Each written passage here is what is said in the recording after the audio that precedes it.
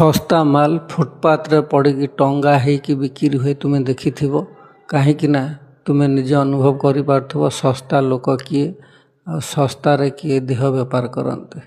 ସେଇ ଲୋକ ଯେ ଶସ୍ତା ତା'ର ଭ୍ୟାଲୁ ହିଁ କିଛି ନଥାଏ, ସେମାନଙ୍କର ଫୁଟପାଥରେ ପଡ଼ି ସବୁ ବିକ୍ରି ହୁଏ। ଯେତେ ଖୋଲିକି ଟାଙ୍ଗିକି ଆଗକୁ ଲୋକଙ୍କୁ ଦେଖେଇକିରି ବିକିବ, ତାହେଲେ ଲୋକଙ୍କର ନଜରକୁ ଆସିବ, ଶସ୍ତାରେ କିଣିକି ନେବା ପାଇଁ ଚାହିଁବେ। ସେ ହେଉଛନ୍ତି ଫୁଟପାଥର ସମାନ। ସେଥିପାଇଁ ଯେଉଁମାନେ ଭାବୁଛ ଦେହ ଛାତି ଦେଖେଇକି ଭାଇରାଲ ହେଉଛନ୍ତି, ସେମାନେ ଫୁଟପାଥ ରାସ୍ତା କଡ଼ର ଦେହ ବ୍ୟବସାୟୀ। ତେଣୁ କେବେ ସେ ଶୋରୁମ୍ର କଣ୍ଢେଇ ହେଇକି ବିକ୍ରି ହେବା ଭଳି ଜିନିଷ ନୁହେଁ। ଫୁଟପାଥର ପଚି ଯାଉଥିବା ସବୁ ପନିପରିବା ଭଳି